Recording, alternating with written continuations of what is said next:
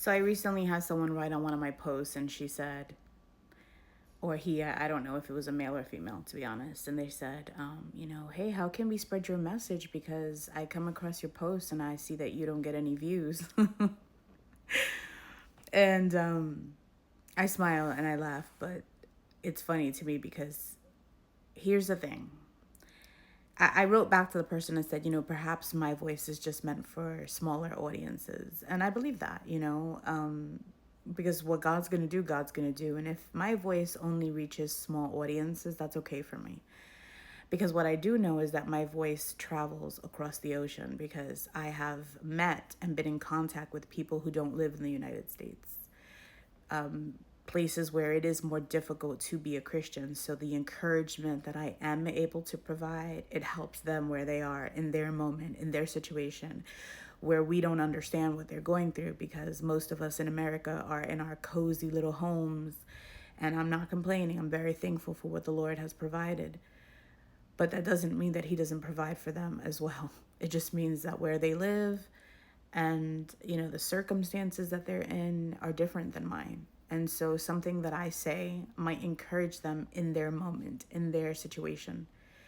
So although I don't have large audiences listening, if only for the one, that's okay for me.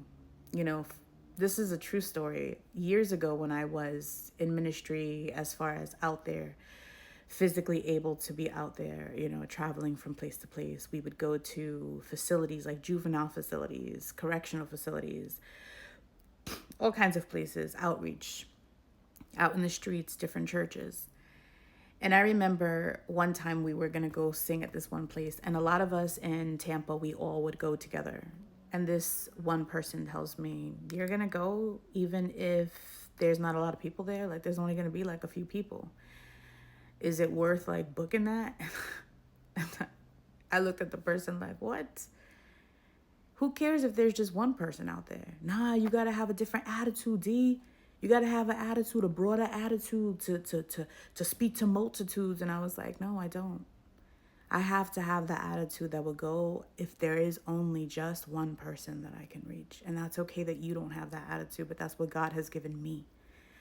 So all those years ago when I was physically doing it, I really didn't get much crowds then either.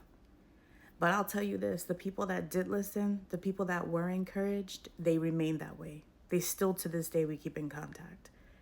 And for me, that's what it's about, the connections. So it's okay if my voice only reaches small audiences.